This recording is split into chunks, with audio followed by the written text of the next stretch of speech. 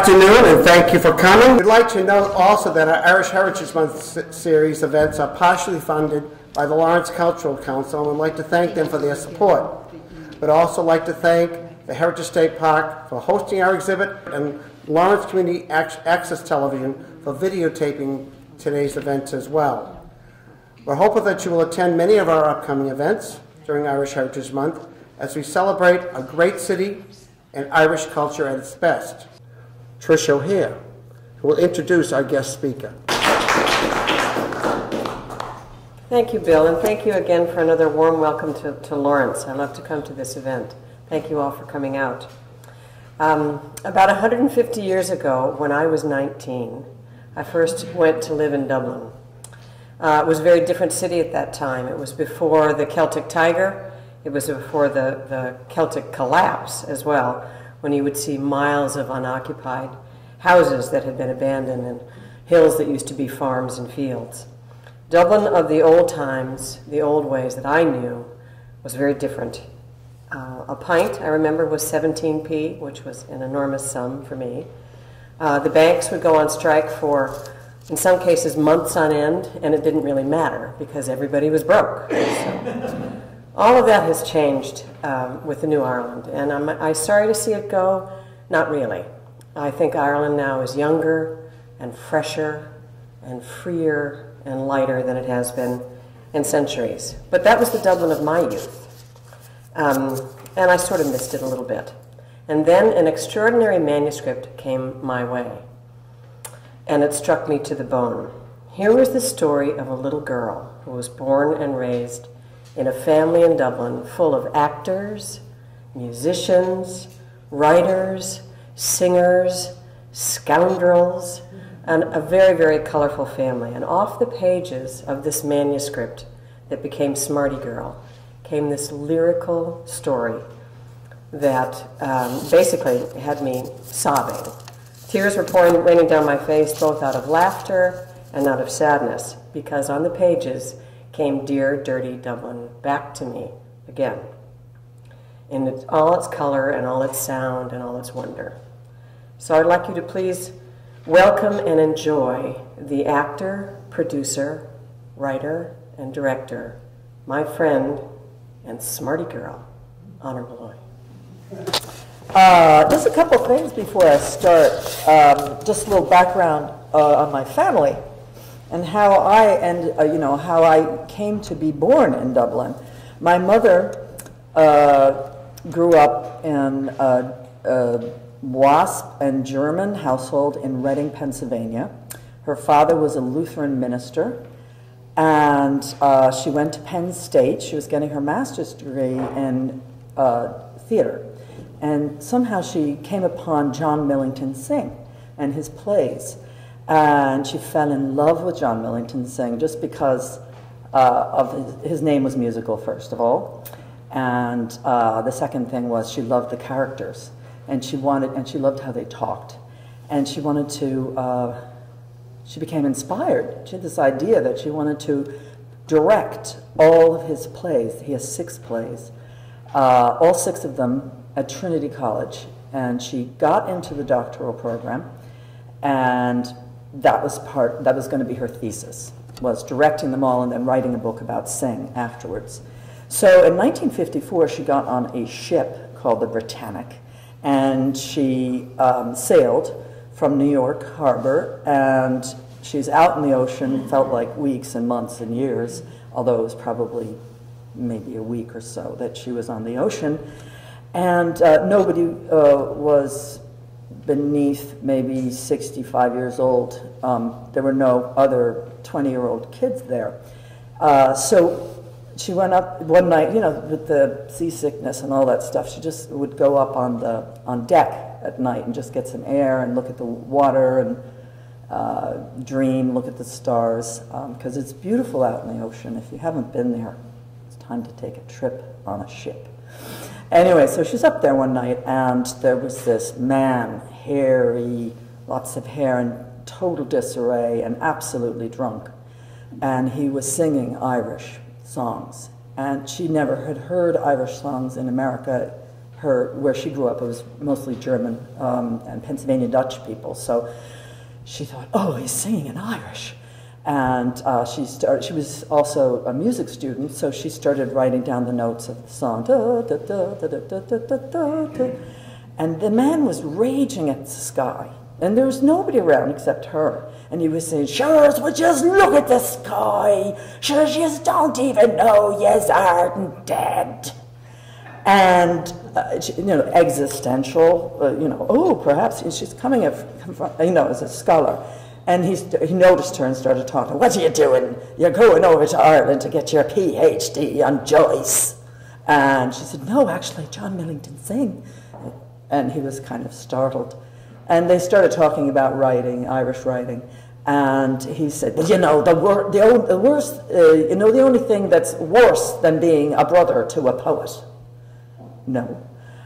Being a brother to the poet laureate of Ireland. And it was Paddy Kavanagh. It was his brother, Peter Kavanagh. And then, so they both started reciting Kavanagh's poetry because my mother loved Kavanagh. And little did she know at that time that she would go into Dublin, walk into a Dublin where the artists and the writers had not a penny, and were all in the pubs drinking. That's how they lived. They didn't have any food. They just drank. And it was Brendan Behan, Kavanagh, many, many other artists. The Dubliners became friends. They were very young. And it was just this time in the 50s where nobody had anything, but they had a lot of imagination and energy and humor. The crack was good. So anyway, so there she is at Trinity, and she's directing plays, and she's working on Riders to the Sea, and there's this fellow at the back of the auditorium, or the area the stage where she was working, and he was really a streak of, he was so skinny, it was just kind of propped against the wall like this, watching everything. And she thought he was a student at Trinity, so she asked him to be in the play. And then she fell in love again, but this time with a real man, somebody who was living, and he became my father. But the other thing she didn't know, he didn't go to Trinity. He dropped out of school at the age of 14 because he couldn't take the violence and the brutality. He was also dyslexic, and everybody was forced to learn in Irish at that time, and so he just couldn't handle it. Nobody was speaking Irish at home. It was too much, and also he was a class clown, so he was always making jokes, so he was getting even more beatings from the brothers. So he left school at 14 and went out on the road and started doing these things called fit-ups, and it was theater that just fit up a curtain and put on a show. So he's always doing theater, and eventually met my mother, and they made lots of theater together. They were on Radio Éireann, which is the radio program, and then it became Radio Telefís, so the television went in there, so they were on television, and also films. My father was in films, lots of stuff, and he became a very well-known actor. My mother produced it and directed, and had a profile that women in Ireland didn't have at that time. She was allowed somehow, because of her education and because she was American and because she had an American accent, her status was much higher than the women in Dublin or in Ireland at that time. So, also my mother was Protestant, American Protestant, my father was Catholic, so it was an intermarried home, and so I grew up as in a Protestant world, but had a Catholic name and had Catholic family, so it was kind of a jumble that way too.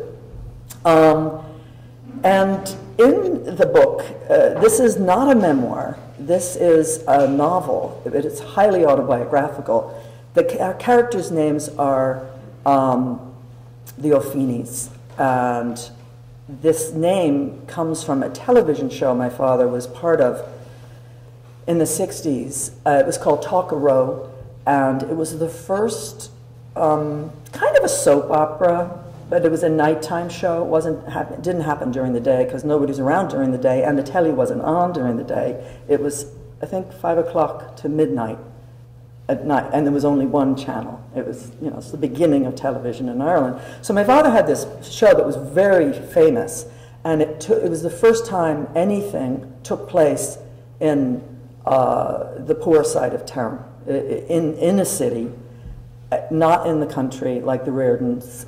They were all rural agricultural television shows. So this was real Dublin, and he was part of it, and his character name was Oliver Feeney. So for the book, I made the show, the character's name in the book, the family is the O'Feeneys.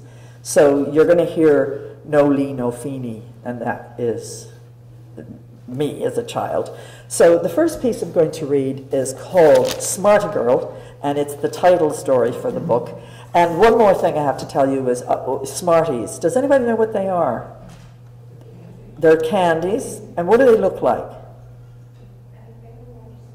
What? The M&Ms. They look like M&Ms, but they're bright colors, pink and bright green, and very adventurous and I don't know if they were Irish candies or British candies, but we had them when I was a kid, and they were like a toy. They were so bright, it was like you were so attracted to them just because of the color. They didn't really taste very good, but I love them, and you'll find out why I love them. A Smarty Girl. In our house, we have a telly, a great box of flashing light. I do like the American shows. All Irish ones are dirt. So at night on Telefishern is 5:30, Stamps with a Story, 6 o'clock, The Angelus, 7 o'clock, Hi Chaparral, how are you?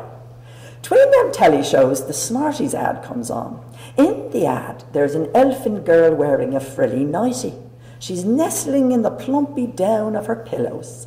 First of all, she has 2 pillows, all to herself, when I only have the flat-out squashed one. Her hair is long blonde, thrilling all round like Rapunzel.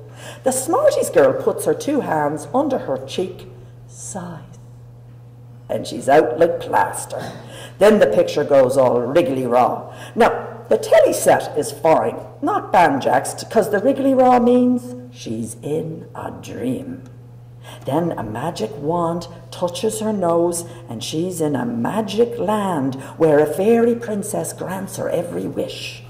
And it's Smarties all over. There's Smarties in the trees. The branches bend down, offering her sparkly Smarties. The girl scoops up a handful, cheeks bulging, delighted with herself and with her Smarties. Then, wobble, wobble, spang, spang, the picture goes wriggly raw, 'cause she's back in her own bed, sleeping. Smile on her face, 'cause in her hand is a box of Smarties. When I go to bed, I unfurl my hair, which isn't much, with a Dutch boy chop. I sigh, wriggle in the sheets, clutching an empty box of Smarties. Empty, 'cause I had to eat them. Delicious, so delightful. Smarties is like teeny fairy flying saucers. Smarties is every colour you know. Sugar pink, Kelly green, sky blue. I shut my eyes, beaming like the girl in the ad, waiting on my fairy. Up over the end of my bed she comes to carry me away to Smarty Land, and we're off to a world of sweets. There's Smarties in the flowers, Smarties in the bushes, Smarties in the clouds. I snatch fistfuls of Smarties, gobble them down, singing the Smarties Smart theme song. Every day it is a party for the girl who eats her Smarties. Buy some for Nolene. I want to go to Smarty Land, I tell Mam the next morning. Smarty Land? Is that a carnival?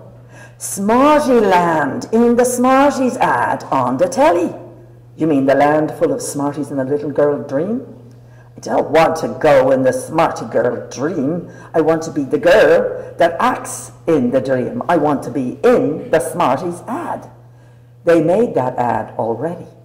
I want to make the new ad then. Want to be the Smarties girl selling Smarties on the telly. I could make a lot of money. You're a little girl. You don't need money.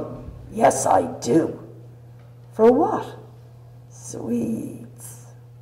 Nolene, you're thinking about sugar too much. Did they give that girl all those Smarties to eat? They're props, Ma'am says. The boxes are empty. Did that actor girl eat them? Stop thinking about sugar. If you eat too much sugar, you'll catch diabetes and they'll cut off your leg. I won't get diabetes in any way, because all the Smarties is gone. Following week, the Smarties girl is off to a new fairy world with a waterfall of Smarties, sweets raining down in an avalanche of colour. So many Smarties it would take weeks to eat them all. I want a job on the telly. Eating Smarties and dreaming Smarties, because I love Smarties. Get me a job on the telly. Ma'am really tries. She asks around the radio telly sharing where she sometimes works, sometimes writing. Then Daddy goes to his producers and gets me a part on his telly show. Janie Mac, I'm going to be on the telly. Every gobbler at the box will know me. I'll be famous like my da, and all of Dublin will fall in loves and lather with me. In Studio A, in the RTE, there's the outside of a Georgian house. Top the door is a cracked fan light with buckling wood. It's not real though, because this house front is a flat, shooting up to catwalks at the ceilings. Behind the flat is hot lights, wire snakes you could trip on, people for makeups and people for costumes. A man pulls me into a frock made from a tato sack. I've filthy bruised legs and bare feet. Looks like I'm only starving. The man fusses with a blob of fake blood on my finger. On cue, I skip over the wire snakes up the steps to the outside of the house. Mammy, I'm hurted. Pound on the door. Mammy! A brass knob turns and the door swings wide to my telly ma'am on the doorstep, arms crossed with the begrudge, the sneer, the snides. Cut me finger, ma. Do I look like a chemist? Telly ma'am says, ciggy wagging on her bottom lip. Stick it in your gob and suck it.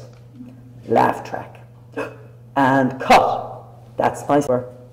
I sit next to Daddy's friend, Jimmy Downs, greasy knacker, and we watch him make the show.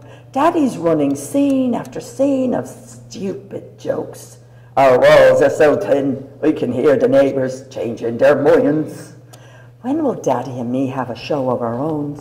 Do I know her in the carnival sense? Daddy asks my telly man, raising his eyebrows like a Hollywood slicky. Jackson Malloy, you're driving me round a bend. I'm driving you nowhere, the Jackser says, for we haven't got a car. Laugh track. Watching and listening, I realise that Daddy spends far more time with his telly family.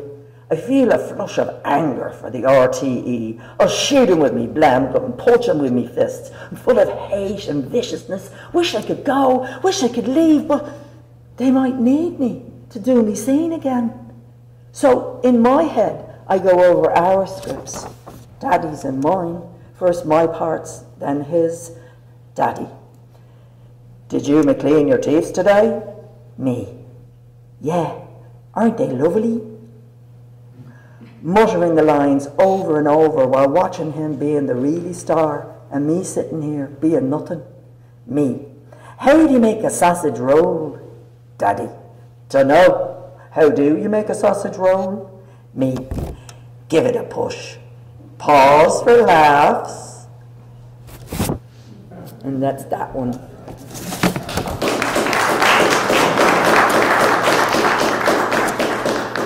I was going to read something else, but then I came in and I looked at the beautiful exhibition there. It is tremendous. I just want to say thank you for putting it together and putting the frames together here. Yeah, everything, the whole thing. And the beautiful little placards underneath. Did you do that? They came. They came with them. Oh my God, amazing. Yeah, the descriptions and the text and the font is gorgeous. So as a result of seeing that, and I have to go back and watch it again, look at it again, I decided to read something different. 50 years ago, for the celebration of the 50th anniversary of 1916, they blew up Nelson's pillar. I don't know if any of you know this. Up went Nelson, right? Send him home by air. What was I going to say about the Nelson's pillar? It was on March 8th, so it was just last week. Some people, it was going around, here's the 50th anniversary celebration of Nelson going home by air. And it was always something in my house. It was a big event for me because my father was actually involved in that event. And I didn't know that until after I had written about it, and then I kind of stumbled into people who told me the back scene, the inside scenes and the back rooms of pub stories of what happened with Nelson. So here we are, we're in a hotel, a pub that's attached to the hotel.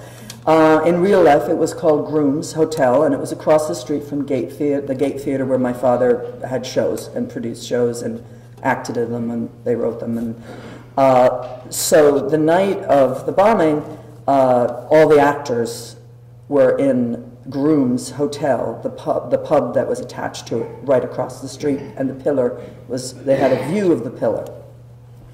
So here we are, there's a band taking over the place, marking off a bit of stage, a fiddler, piper, the son of a piper, one or two of the corner boys, tuning up, Stilly Dunn, battling Jake. There's a great pack of hewers in here tonight. Stilly roars the crowd down. I make Syra, Delira, and swatting for tonight is cap guns, fellaheens. Tonight is the best St. Paddy's Day present in years, for tonight is Jellig Night and ammonias. Jake steps up to the mic. Right, so away we go now with Humpty Dumpty. He had a great waffle himself. Banji Jake cues the audience, lifting his round banjo. Humpty Dumpty had a great fall. They split the rafters with the most raucous tale of Humpty Dumpty ever told.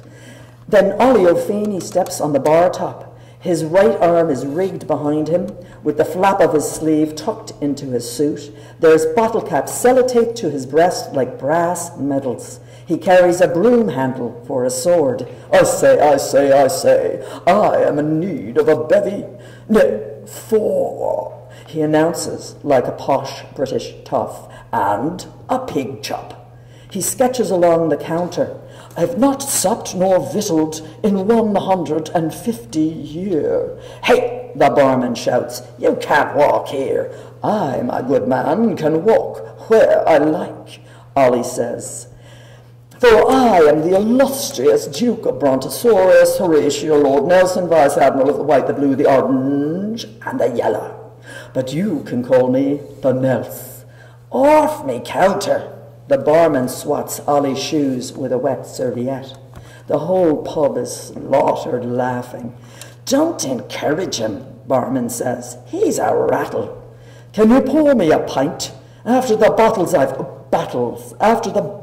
I've been through, I've gotta hand it to you, Nelsie. You're going to have to. Ollie's voice slips back to Dublin. For I've the one arm only. Trembling his bottom lip with self-pity. Lost me arm in the Nile, the Willie in Leghorn, me upper teeths in Trafalgar, and 50 year ago, accusing the crowd with his broomstick sword. 50 bloody year ago, yous tricky, treacherous drunkards and knaves, shut off me nostril in the Easter Rebellion. Shut up, the barman says, and get down. Ollie points the broom handle at the barman's throat. Just pull me a pint. Never, the barman roars. You and your vile crew can go to blazes. Ollie mock trips over a mug on the counter. He pivots and kicks into a one-armed front handspring, landing on the sawdusted floor with a wee plie. If your man can't do that, leave him. And the crowd goes to mayhem. You should go on the RTE. Paddy the cabman passes him a dinted flask. I was falling in the toilet laughing. Just then Paddy catches sight of Boots groping towards the bar. By the mortal, Paddy says. He looks very shook. "Hiya, Boots," Ollie calls. "Get in here and tell us." "It's done," Boots manages. On the bar top, a pint waits for Boots. He downs it in one greedy pull. The barman sets a second pint before him, and it's a dunner in 3 hungry slugs. "Me nerves," his voice dusky with fear. "Me bloody bared, baldy-bottomed nerves." "Well, you did it, Head. That's what matters. The pillar at night is a haunted tomb. 'Twould wring the heart of a demon. I mean, I'd no trouble laying the charge. It was just in the cage. When the job was set, the notion came. I am the last man ever to climb Lord Nelson's pillar. Didn't the batteries on me torch run out?" Boots says. "I to go down in the dark alone. There was a sudden clapping of hands, the stench of water and dirt. A shrill moan climbed the length of column, and there in the shadows of the window ledge, 2 gleaming golden eyes. I took breath and flogged it, but on each window ledge all the way down, a pair of goldy yellow eyes, like ghosty beasts, watching me all the way down. Though I had a definite feeling they were urging me on, urging us into this historical night. Never was I so happy to see the pillarman's teapot on the bottom sill." Boots, nose in his 3rd pint and draining, has aged 20 years this historical night. Let's go. Ollie steers Stasha, it's his girlfriend, his mistress, to the lift. "You never told me, Stasha, why we aren't an item anymore." "You are married," Stasha says, inside a long moment. And Ollie starts kissing her, and they're kissing in the lift. They're kissing into each other. Ollie climbs clear inside the mouth of her till the lift clunks to a stop on the rooftop. They pick their way past a jumble of cracked chimney pots and Guinness barrels to the building front. Ollie places a hand on a brick wall, looks out over Dublin. Far below, Anna Liffey, snaking under the Butt Bridge, the halfpenny, taxi-men in their cabs at the ranks by the pillar, moths drifting from the ballrooms of Cleary's and the Metropole, dances long over. A pair of girls, arm in arm, giggle and splutter, when doesn't Paddy swing his cab to a stop at Cleary's clock and begs them in. Their skirts, their legs, their high heels pull into the back seat. Car door slams, they zoom away. A gull streaks up past Stasha and Ollie, standing in the rook of Dreams Hotel. It's a clear arch of night, fair weathery, moon in the last quarter, sky, a goldy stutter of light, stars. "Look at, would you?" Ollie says in perplexity. "The stars is not in place. The plough is ploughing the wrong star field tonight." Looking at the stars, Ollie seems scared. Stasha melts a little. "The girls miss their new dad. They ask for you every day. 'When's Ollie coming, Ma? He's so funny.'" Ollie looks at her, face full of makeup from his show across the road, eyeliner blotty, one false eyelash bent upward. "I want the life of you, of us. You've a wife, a life other side of the city. This is my real life, you." And for the moment, Ollie believes it. He gives her a dancey twirl, wraps both arms round her, pulling her back in once again. "Life is here, in your arms," she says. "Life is here, in my arms," says he. "Life is here," they say. Stasha is studying your man Nelson, his boots, trousers tight to the calves, up the length of his thighs, when out on the edge of her eyelash, the flash and bang shot, bang bang shot out of the clear blue middle, an orange flame spurts, balloons, punches skyward. Then The bomb scream after, awfully tremendous sound, the sound that's no other sound, the sound pulling all sound to inside that scorching roar, sound that's a fast kick God slam, a God slamming down, bomb, bomb, the bomb, a rush of rage and raging over Carlisle Bridge, Wine Tavern, the Midden Piles, past Kildare, up Trinity's, the museum's Bogman, the Galliman's mud sleeping leathered bones, by the green on into through, flats, shops, houses, all our homes, amplify, a deluge of clashing shithers, tumbling granite, Portland stone, Dublin's toppling home to hell. He's leaning, Lord Nelson, he's leaning into the tick half of talk, just after the hell slap, just for the before, he's listening, looks like, putting his ear nearer to near when he goes wibble wobble, and Nelsie's tossed head down into the black. There's a second blam when his body hits the ground. That's Nelson vanquished, and the pillar gone. Stasha rushes down the stairwell, down all the flights to the ground. Ollie's behind her, jigging with glee. He's well away, the yellow beggar. That was a bomb, Oliver, a bomb. It was a spanker he deserved. If you had anything to do with this, did you? Ollie meets her eyes, says nothing. She holds his gaze, waiting on an answer. Ollie looks away. I'm going. You coming? Stasha asks. I've home to get to my girls. And Stasha, high heels in her hand, runs barefoot up Parnell Square, off home. O'Feeney stalks O'Connell Street through clouds of gas and bomb mist, pillar a stump, smoke snarling, there's broke stone everywhere, inches deep in snow-white dust. There's a lifeless head, a lifeless arm sticking out of the mound. Death alive, is that a body? Paddy and his cabman was keeping this clear. That is a man mid the road. Ollie claws at the masonry, kicks at it, screams at it, when suddenly it stirs. It's a grey-haired oldie fella, clotted in blood. He's cut and gashed in every part. His nose is gone, one eye, one arm not there. His chest is shot through. There's the spine of him, hanging, blue knobs of bone. The old fella is coughing up life, but the wounds on his chest are mending. His empty eye bulks blue. He has clothes now, not rags, but peg-tucked trousers and a waistcoat glinting with medals big as stars. His hair's gone yellow, he's come young. What's this now? 2 hands? I lost an arm in the Nile so long ago, but now I have 2 hands, 2 arms, 2 lips, 2 nostrils. He reaches into the cinders and pulls out a cap, pops it on his head. I realise this is Lord Horatio Nelson, Vice Admiral of the Blue.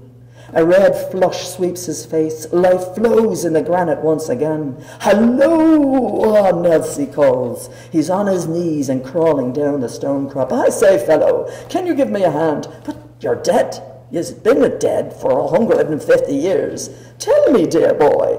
Nelsie swats dust from his medals, voice booming. Where can I find a wimpy snackery? I need a square meal in a round bun. And a brandy. 'Tis the drink it do be talking. Ollie stumbles upon a cumbrance on the ground. There by his shoes is Nelson's sword, the brass bent in the blast. Ollie heaves up the blade and clocks Nelson on the crown. But Nelsie just keeps walking. Ollie cracks him, but he's a dragoon. He's hell come up to strut the streets. He's a monster loosed at the verge of day. O'Feeney bursts him, but nothing stops old Lord Nelson. Fact, he gets bigger from each black stab. Strike me again, Lord Nelsie's breathing. For releasing me this night, I will be the making of you forever. And no sound, save Nelson's boot strike on the drumlins, the troop of horse and 4,000 feet. He goes and goes, swanks out of the skirling smoke, mounts O'Connell Bridge, past Nunnery Lane, the Croppy Hole, over the living roads, straight into, on into Ireland. So that's my version.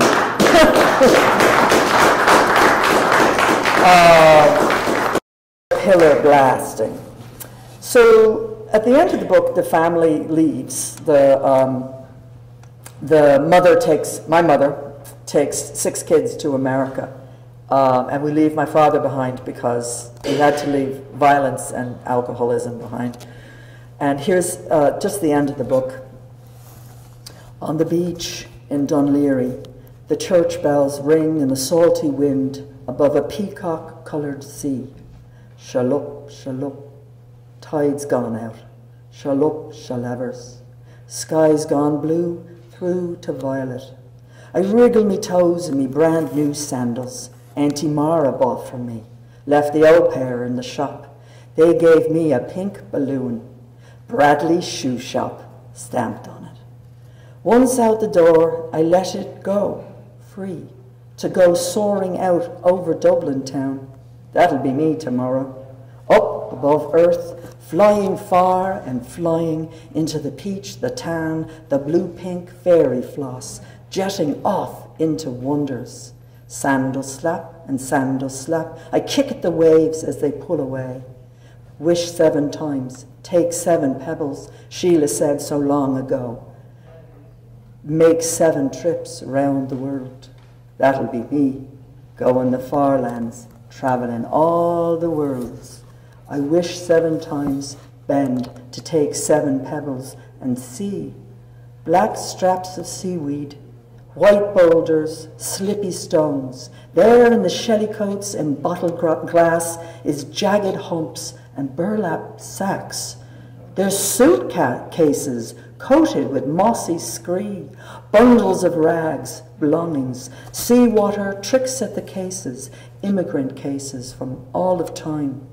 These rocks is a trail of treasures, his bindle stiff, his paddy spindle, these shimbits, these meagres, they're theirs. Water slamps the satchels, each satchel a rock, a place to stand, a perch. I take a step, and take a step, I go. Folly the multitudes that went before me. I walk the suitcases into the sky, on to Ontario, off to Cairns, Australia, to Brooklyn, the Boston wharf planks. There's thousands going the far lands into the wide world and all its branches. They go and they go, and the waves bang away against the land they left behind, and the waves bang away at their land disappearing. There you are.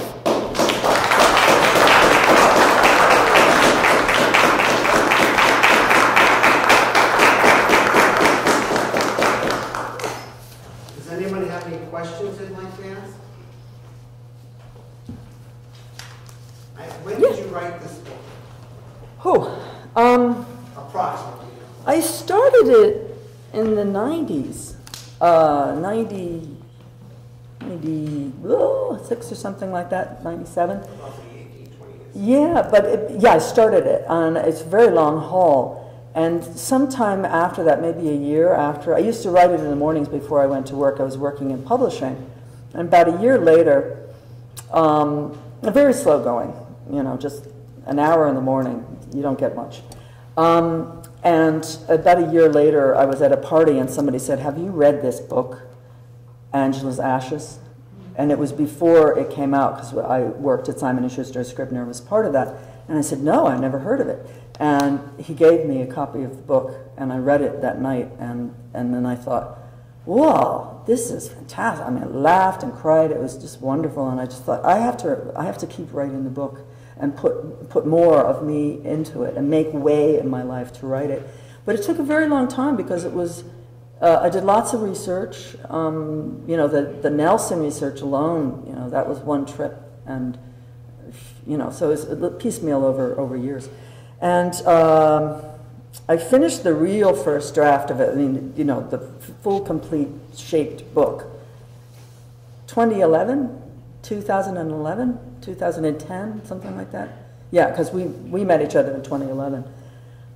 I think. Anyway, 2010, 11, something like that. And I had an agent. I got an agent, a really fine agent who represents some beautiful writers.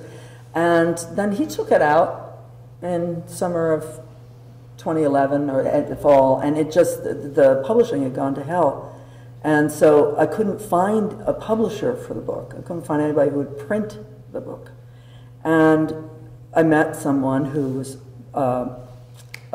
Gemma Whalen, was published by Trish, and loved her book, and she said, why don't you send it to Trish? And that's how it happened. I sent her 100 pages, and then when she had time to read the first 100 pages, she said, send me more, send me the rest, you know, and that's how I came to you. And Trish very boldly and bravely published this book 4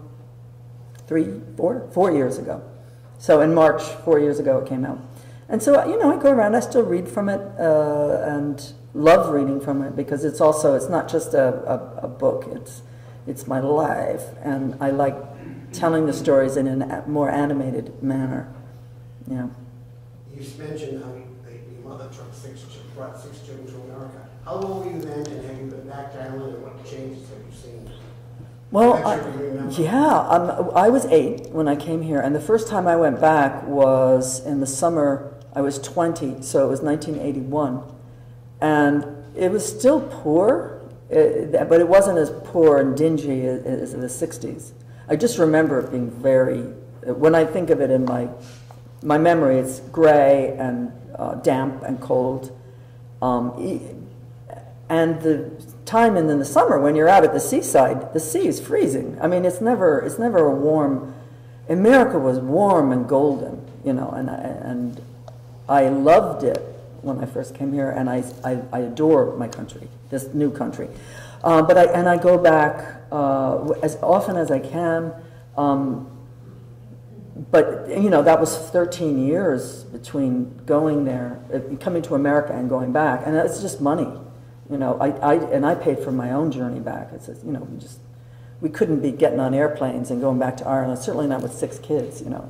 So we never took a family trip back. Occasionally you'd go with 2 people, you know, the person, but it's very, you know, I went there during the Tiger. I was doing my research for the book. I would just go every 6 months or a year to go back and do this stuff, and sense memory in a way too. When you go to the place, so many more memories happen and come up about it.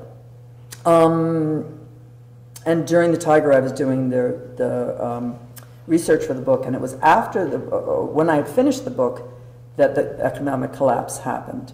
And the last time I was there was 2011, and you know, there were still baby carriages selling for €800, but nobody was buying any of that stuff. Everybody was really devastated.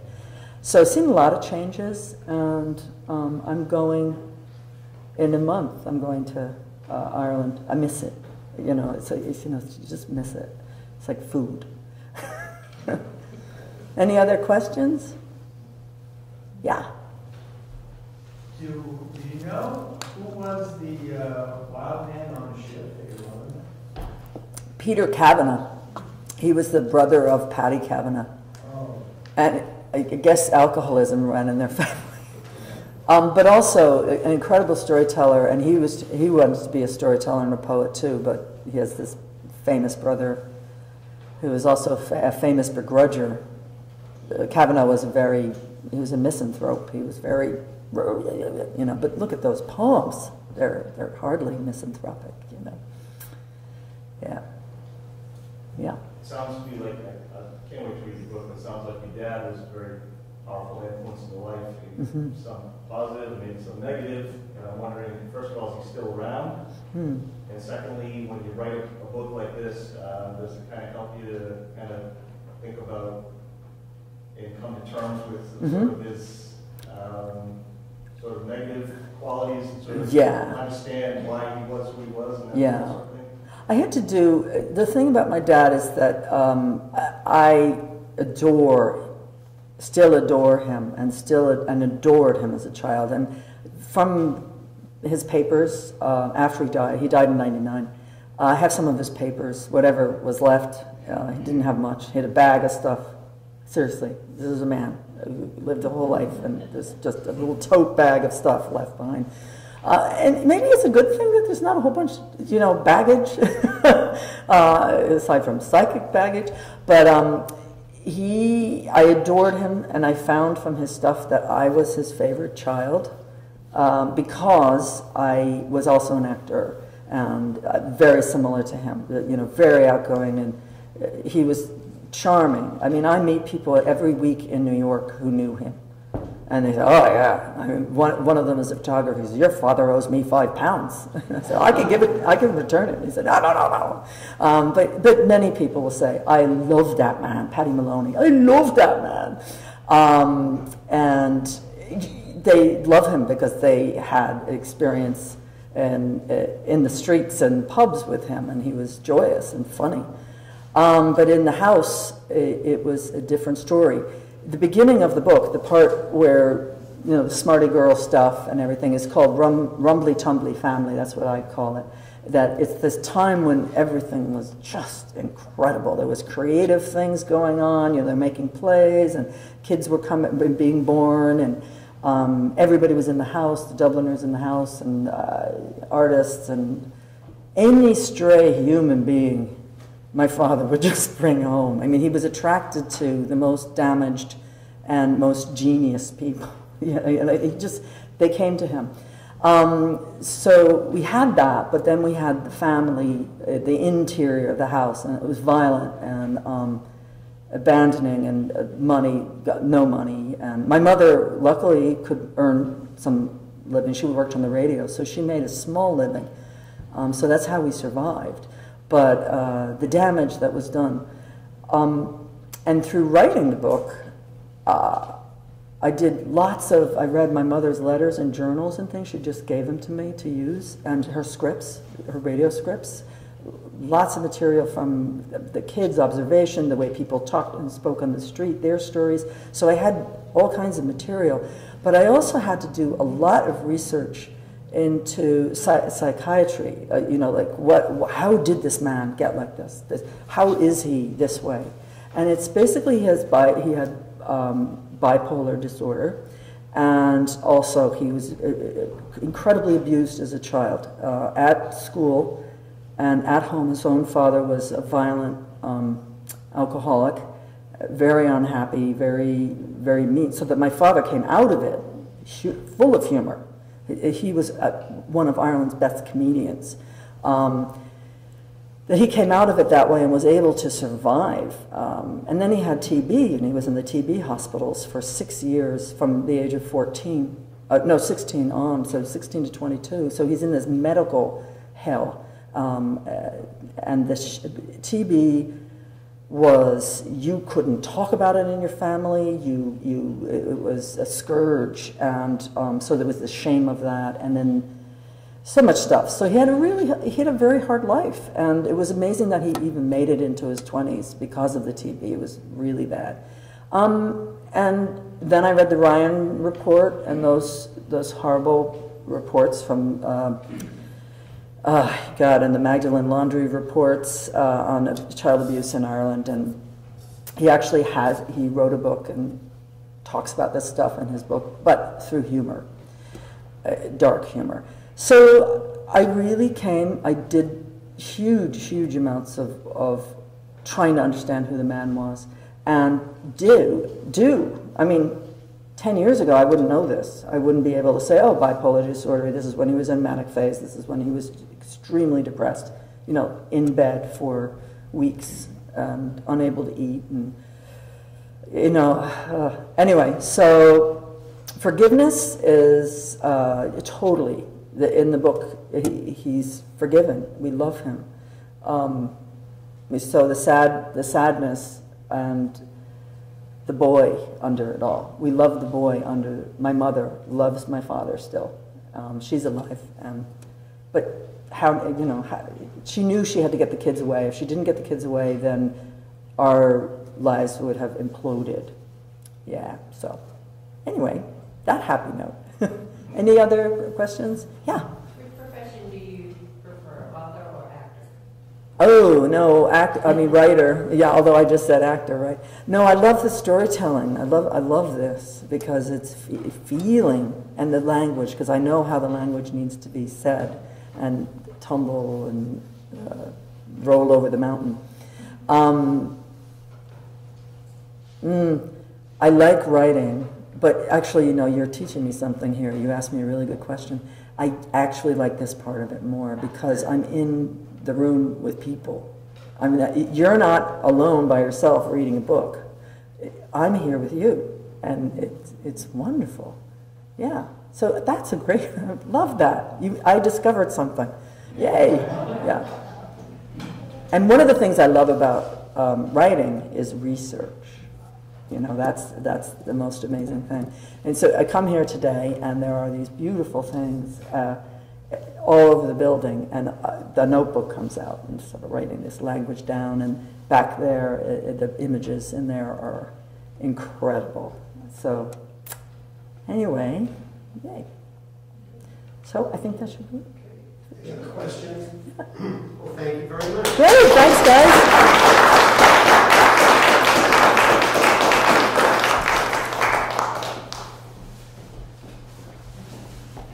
We want to thank you for those spellbounding readings. They were fantastic. And we really felt that we were in Ireland when you were there. And I just want to relate something to the audience that you told me when we were looking at the exhibit. Several of the pictures, but one in particular, brought back some memories to you of your aunt. Yeah. And I often wondered about her aunt. She went to England and visited various prisoners there. And she didn't really knew there was some connection, but she thinks she may have had more to do during the 1916 uprising than the family really knew, that she ever told. So, in other words, when people see things like the exhibits, not this one, anytime, it sometimes opens up, unlocks a memory. So that was great. We have a raffle, and this month, just like last week, it's a calendar, a centennial calendar. It's a special calendar. Okay, if you'd asked the Irishman of the Year, Sue Fink, to come up and pull this week's winner. As you can see, it's a clear container now, so. And I won't even look.